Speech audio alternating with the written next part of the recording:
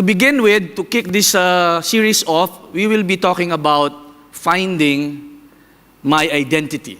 Now, maybe we're asking this question, Pastor Butch, why is this message important? Because understanding who we are will somehow give us a brighter understanding of what the purpose and the role of life as God designed it. Because we all hear people who have we experience like identity crisis. Sometimes we are so confused in spite of the success, in spite of the material blessings, in spite of the good profession, in spite of the good life.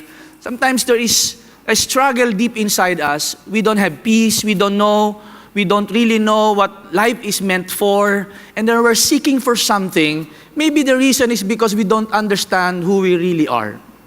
Do you really know who you are?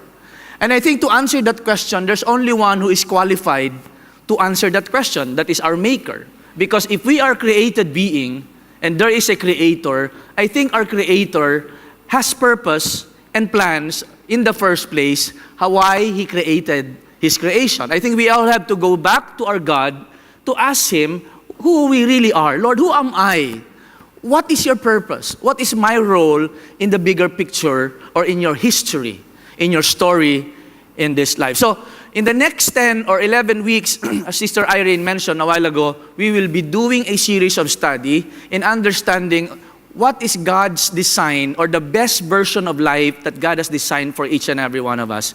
Because we will be surprised, maybe we have not discovered yet what is our role, that sweet spot that God has placed for us to function and to fulfill this life. We will discover in the next 10 weeks of our study as a church. Amen?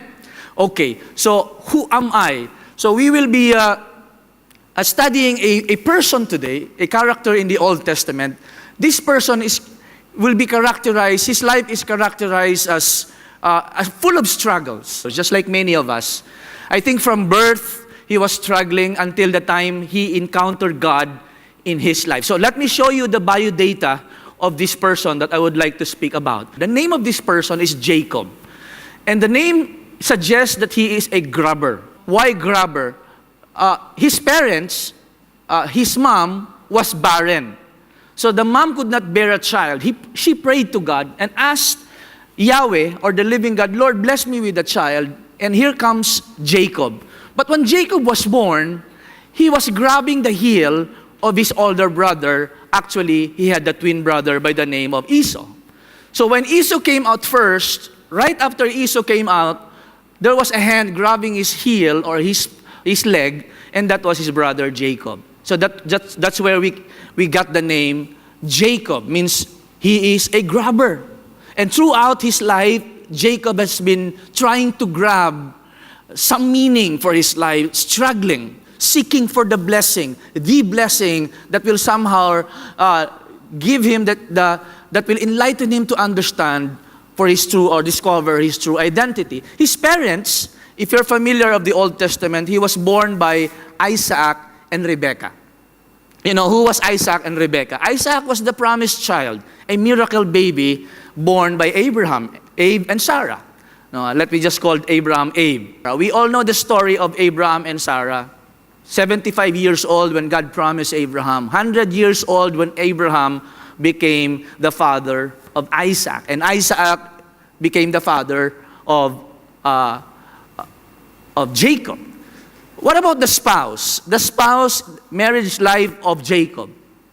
First of all, Jacob liked a girl. He loved this girl by the name of Rachel.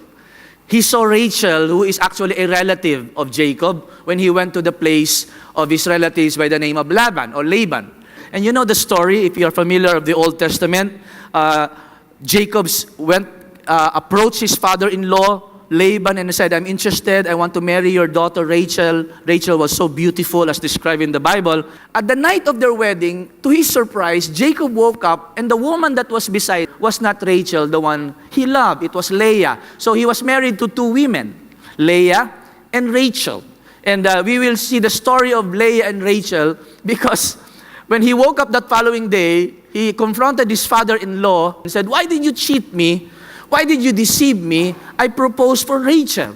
And then Laban said, I understand, but you have to understand our culture. We cannot let our younger daughter marry without or ahead of the older sister. So we have to give you Leah. But if you really want Rachel, because Jacob really loved Rachel, and then Laban said, you have to work for another 7 years. If you read the story of Jacob, Jacob worked for 7 years to get the hand of Rachel, only to wake up the following morning. He was deceived by his father-in-law. He was married to Leah, the older sister. So now Jacob again said, I want to work again for 7 years just to get the blessing to marry your daughter Rachel. So all in all, Jacob worked for Laban for 14 years. Jacob found himself married to 2 women, sisters, and Leah keeps on giving birth while Rachel was barren. Rachel prayed to the Lord, and the Lord granted the request of Rachel. The story is so beautiful. To sum up, Jacob had 12 sons. Character-wise, let's talk about the character of Jacob. There were many good characteristics of Jacob, but 2 things about Jacob that I saw are negative. He was a deceiver. The Bible calls him as a schemer. He was a tricker, because you will see later on in the story of Jacob that his life was characterized by running away for his life, at the same time deceiving and cheating and fooling people and scheming for his own advantage. He was very selfish. He was grabbing left and right all the blessings that he could get, because somehow his significance is based, probably he was seeking for a wrong significance that was based on his possessions. Now, let us look at the character and the record of the life of Jacob to fully understand him. Now, Jacob stole, when he was maybe a teenager, he stole the birthright of his brother. Now, for the Jewish people in those days, and I think even today, but in the ancient Jewish culture, the firstborn, kapag panganay po kayo, if you're the eldest, you have that spiritual birthright na tinatawag. Maybe the blessing is different from the blessing to the next brothers and sisters. So Esau was his older brother, the eldest. Now Jacob, according to the Bible in Genesis, he was a favorite of his mom. And Jacob was a homeboy. He would like to stay home. While Esau was a hunter. He loves the field. He loves adventure. He loves exciting events. That's why Jacob loves Esau. And Rachel loved Jacob because Jacob was a homeboy. So Rachel would probably teach him to cook. That's why Jacob knows how to cook. One time he was cooking beef stew, and his brother came from hunting. He was so famished and he was so hungry. He said to his brother Jacob, it smells good. What did you cook, my brother? Probably Jacob learned the cooking from his mom. And then Jacob took advantage, being the grabber. He said, I cook a very good beef stew. Would you like some, my brother? And then here comes Esau. He was so hungry and said, yes, I really like a cup of beef stew that you have cooked. And then Jacob said, only for one condition. You have to sell to me your birthright. You see, where did Jacob get the idea? Where did Jacob get the idea of the importance of birthright? Probably from Rachel, probably from the mom, because the mom was the one influencing his son. Anak, you have to get the birth. You're my favorite. You are supposed to be the master. You're supposed to be the blessed than your brother. So I want you to get, maybe. Ito naman si Esau has walang pagpapahalaga sa birthright. Esau said, okay, I don't care about the birthright. Just give me one bowl of beef stew because my stomach is grumbling now. I need to eat because I'm hungry. You see the story? That's the first record that is revealed in the scripture that says Jacob was growing up, grabbing blessings one after another. He was seeking for something. He was growing up to be the me, maybe because the parents like us, sometimes we say to our children, alam mo anak, because you really look like me, I want you to become like this, like Papa. Usually a child will grow up confused as to what do I want to be in my life. And here comes when he enters the schools, the teachers, and the classmates and friends would say, I think you can become a good like this. Or sometimes because of the influence of other people that they expect something from us. And here we are growing up trying to meet the expectations of people. I don't know what Jacob experienced, but he stole that birthright. And when his father was old enough, si Isaac was already blind and he was old enough, dying. He wanted to give the blessing to his children. He called Esau and said, Esau, anak, you're my favorite. I want you to go out and hunt for me and cook me my favorite dish. And Esau went out and hunt. You know, the mom, Rachel, overheard that Isaac wanted to bless his son Esau and gave him the invocation, the favor that is being granted by the parents. Rachel now schemed and said to Jacob, Anak, I heard your dad. He's about to give the blessing. I will cook something and you pretend to be Esau. You know the story? He tricked his father Isaac. Here comes Jacob and said, Father, here I am. I already brought to you the food that you requested. If you read the story, sabi ni Isaac, whoa, how did you catch it so fast? How did you cook it so fast? You know, Dad, and Isaac was already blind. And he asked this boy his name. Who are you? Who are you and what's your name? And you know the record, the Bible says, Jacob said to his father, I am your son Esau. Can you imagine? His father was already blind, old. And here comes Jacob pretending to be Esau, trying to steal the birthright. And then Isaac said, you smell like my son Esau, because he put some hair and all these clothes of Esau, but you sounded like Jacob. Come nearer to me, Isaac said. You know the story, eventually Jacob deceived his father and got the blessing. And here comes Esau from the hunting, bringing the food that his father requested, only to be disappointed, and he was so frustrated. And he said, I'm sorry, Isaac said to Esau, I'm so sorry, anak, your brother came here earlier and stole the blessing. And you know what Esau said? He already cheated me twice. Then he started running for his life. His mom said, you have to go, because Esau was so angry and he wanted to kill his brother. You see the fight? And Jacob ran away. And the mom said, go to my relatives, and I hope you get married to one of my relatives there. That's the time he went to Laban, and he saw Rachel. And he fell in love with Rachel. And you know what happened? Jacob reaped his deceits. Diba? Siya naman ngayon ang dinaya.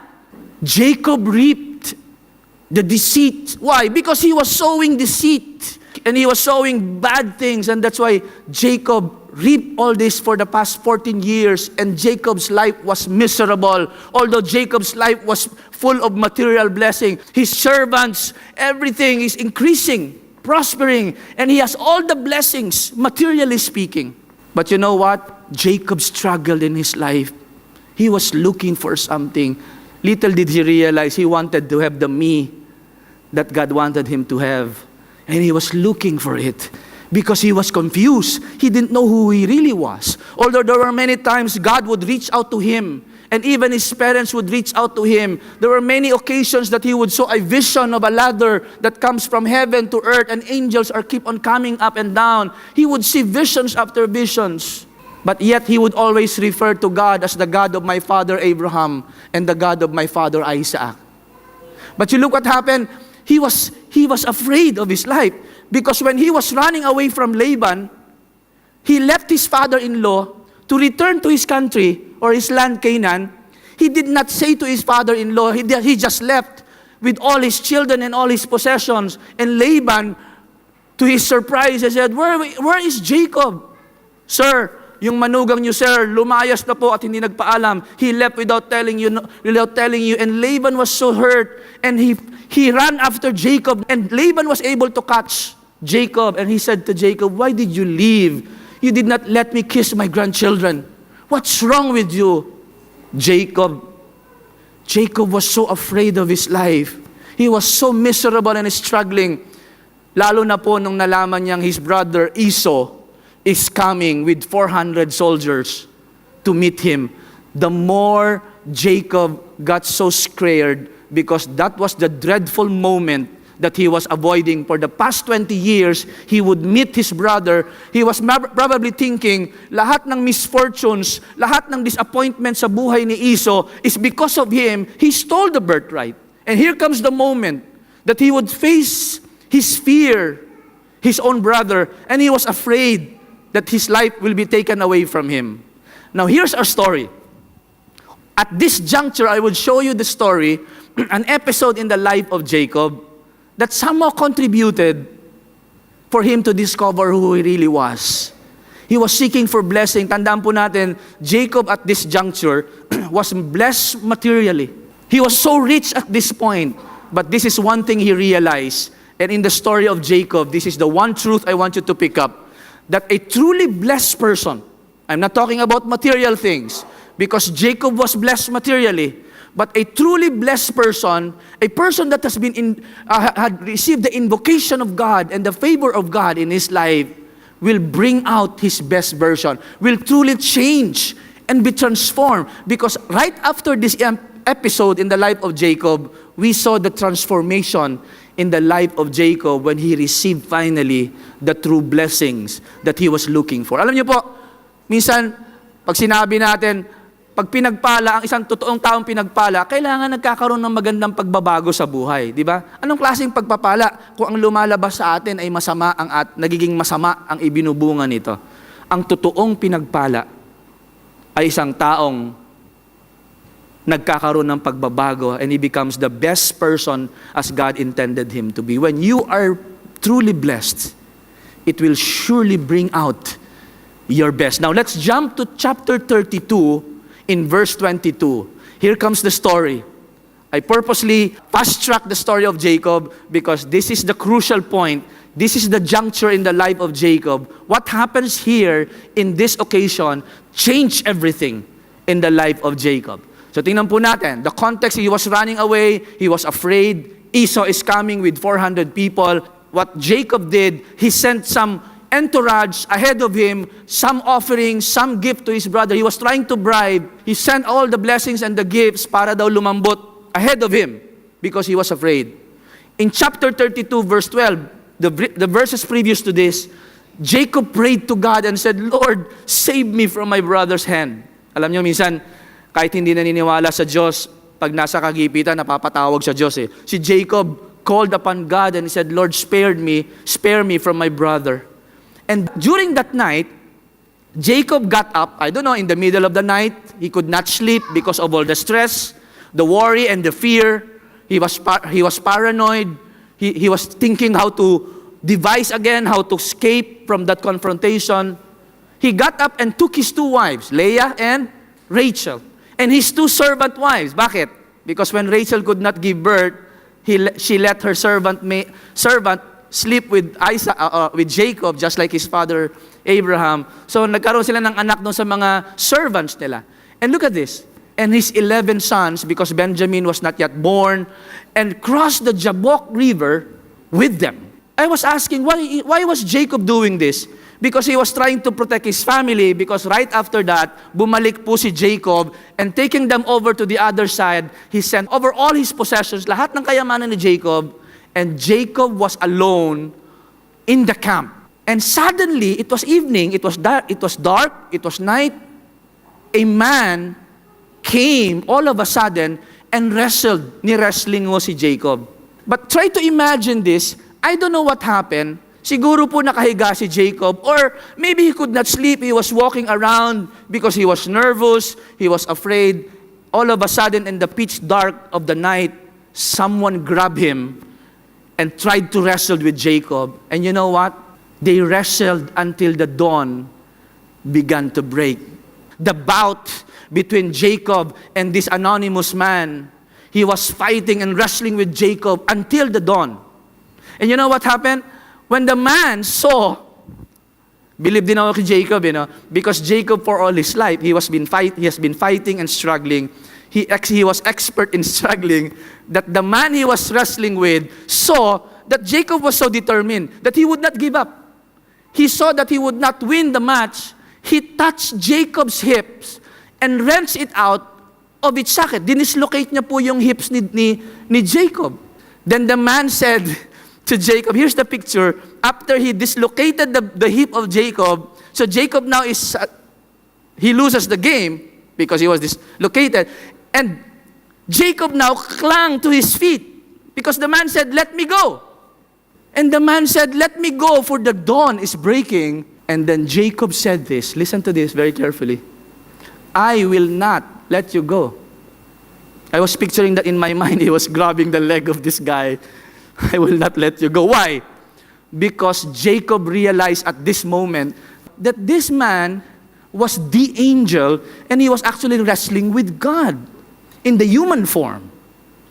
So Jacob realized, oh, I'm fighting. I'm wrestling with with probably an angel. So si Jacob took the opportunity, grabbed the leg, and said, I will not let you go unless you bless me. Itiwan mo nga ako, magbubukang liwayway na.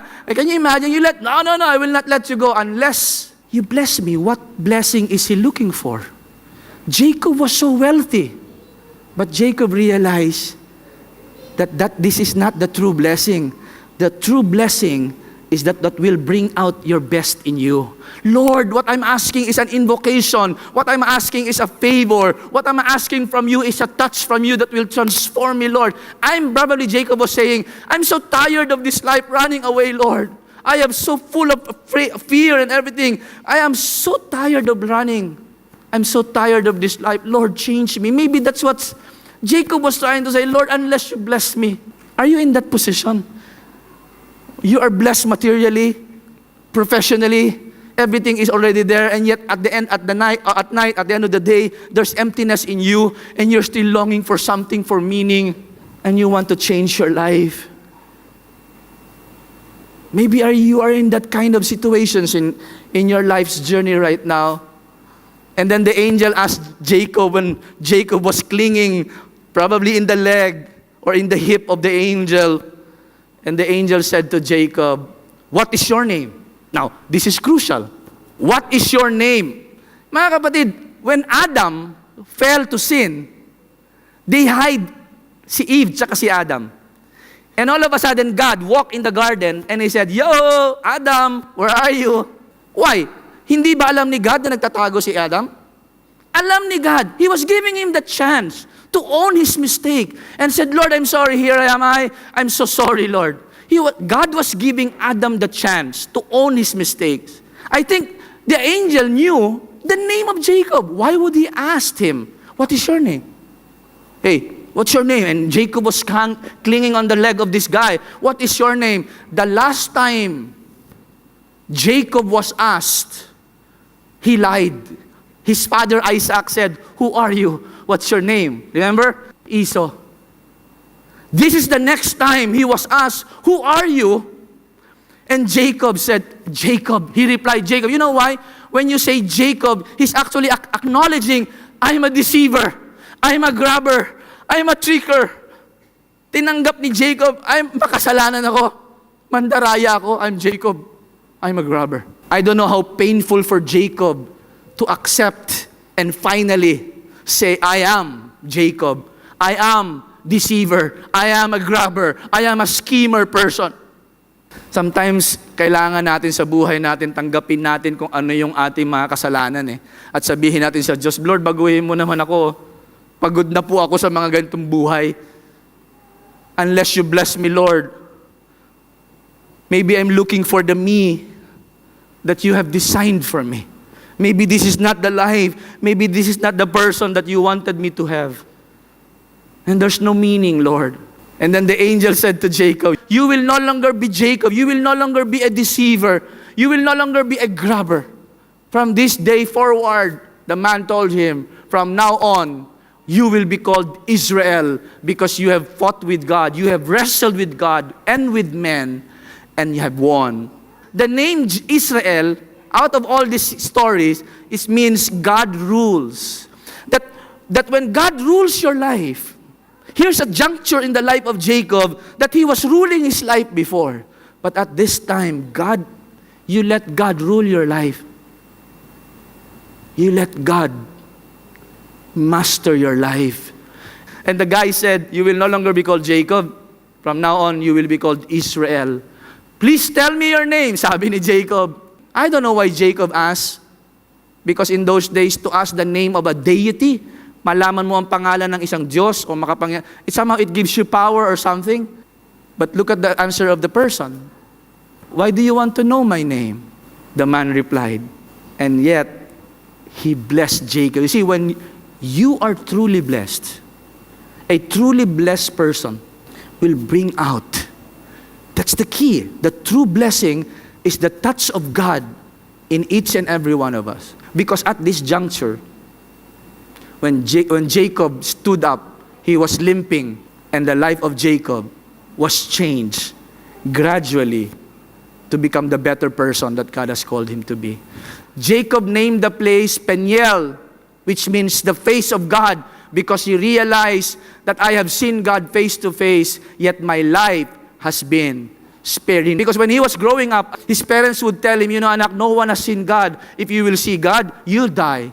And he realized probably this. He said, I have seen God. He spared my life. Somehow that is an assurance that when I meet my brother Esau, that I will be spared as well, because that was an answer to his prayer in verse 12. Spare me from my brother. And this is an assurance that God spared you, Jacob, because he wants you to live to become Israel.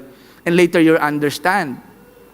The sun was rising. Here's the closing verse. The sun was rising, as Jacob left Peniel, and he was limping because of that sciatic something, or the dislocation of his hip. I was picturing this. He stood up, nagbubukang liwayway, the sun is rising from behind, and Jacob was limping and walking to meet his brother. And I asked myself, why do you have to leave a permanent mark in the life of Jacob? Permanently na po, na naglimping na si Jacob. Why? Maybe God is telling Jacob, this is the last time you will run away. Jacob, stop running away. And let God rule your life, Jacob. Because you will never find your true identity by running away from your Maker. Gradually, Jacob became Israel. It was not overnight. Basahin niyo po, chapter 33 onwards. He had the 12 children of Jacob, the story of Joseph being sold to Egypt. Look at the story of Jacob. From time to time, his name will be called Israel. And from time to time, he will be called Jacob. Parang tayo din naman eh. When we met the Lord, slowly we changed. We did not change radically or right away. Same thing with Jacob. He will be named Jacob. There are verses that he will be called Israel. So it was a gradual transformation, because sometimes Jacob probably would swing back to being a Jacob, but later on he would realize that there is a better me that is waiting for him to become Israel. And he would swing back and forth until the time that he was fully matured. Truly, a blessed person will bring out his best version. That's the truth. Because in the life of Jacob, that episode changed him and made him the better person. Becoming Israel is God's best version for Jacob. What is God's best version for you? You have to have that encounter with God. And when you have that encounter, do not let go of God unless He blessed you. Because the touch from God will somehow transform our lives. Jacob, when he met his brother, kita niyo po yung transformation. Even his brother Esau was shocked because Jacob humbled himself to Esau. Never in history that his brother would humble. His brother was so proud. He was a grabber. He was a schemer. And all of a sudden, the manifestation of the grace of God, slowly, Jacob is becoming Israel. He humbled himself. Although from time to time, he would be swinging back to Jacob when his brother Esau said, "Come with me, my brother. Let's go back to our land in Canaan." And si Jacob medyo, baka papatayin ako nito. Mauna ka na, my brother. He was playing safe. Mauna ka na and I will follow you. When I was reading the story of Jacob, I found one verse that was so special. I'll show you. At the end of chapter 33, when Jacob returned to Canaan, he did something that he has never done before. Look at this. Jacob set up a memorial stone, and there he prayed and invoked El, which is named for God, the God of Israel. First time, mga kapatid, in the story of Jacob, he will always refer to God as the God of my father Abraham, the God of my father Isaac, but he will never call God as the God of him, the God of Israel. It's only for the first time. When he returned, he built this memorial, and he called it the God of Israel. Look at the transformation happening. Look at the change that is ongoing and the process that he was experiencing.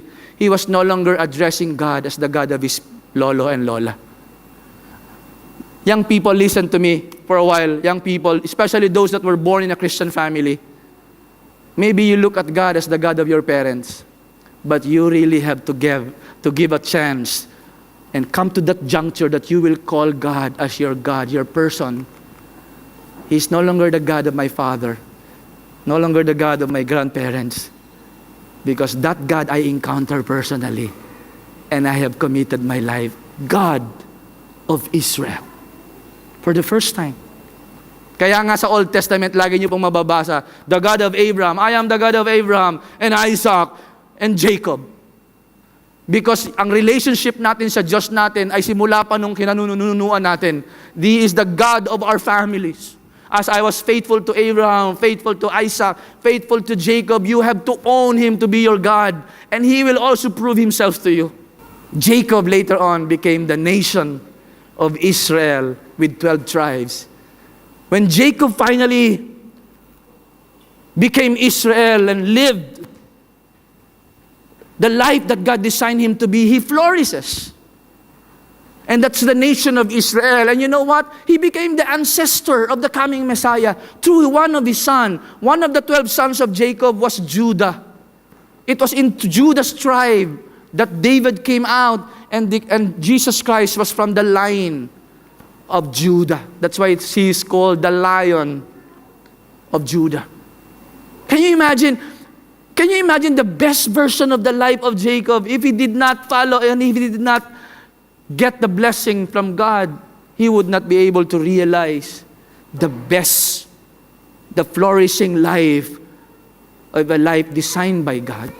Now, what is the New Testament telling us? As I close, Hebrews 11 says, look what Hebrews 11 says about Jacob. By faith, finally Jacob believed in God. Even the New Testament recognized, by faith Jacob, when he was old, and he had grandchildren, look at that, and dying, he blessed each of Joseph's sons when they were in Egypt. Yung mga apo niya through Joseph. This same blessing, now Jacob realized it's not the material possessions, but the invocation from God, because a truly blessed person will bring out the best in you. And that's what Jacob was passing on to his children. Parents like me, there are precious moments when you have time with your children, pray for them. Pray for that blessing invocation, just like Jacob experienced, because that will somehow transform the life of our children. Bless them coming from the parents. Lord, that they too will see you and own you as their own God. Not just the God of my father and the God of my mother, but you are my God and my Lord. Paul said, this means that anyone who belongs to Christ has become a new person. You see, the old life is gone. The new me is coming. That's what Paul is saying. And you know what? Even Paul said, for we are God's workmanship. It is God's work in us. If it is God's work in us, what we must do is allow Him to do it. Give Him the liberty to do it. Submit your life. Just like Jacob, there are times that he would not submit. He would swing to Jacob. But when he would swing to Israel and he would submit to God, he flourishes. Because God is about to do something in each and every one of us.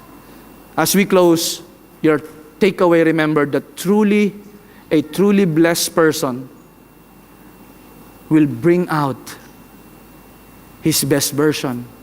Not yet today, in the future. It is an ongoing thing. Will produce, because it's a process that God is doing in each and every one of us. Just like the video that we saw, the potter is masterfully molding the clay. There is a process, but the right thing to do as we close is we allow God to touch us.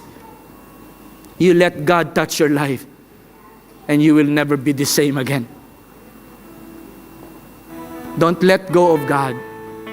Tell Him, Lord, I will not let you go unless you bless me.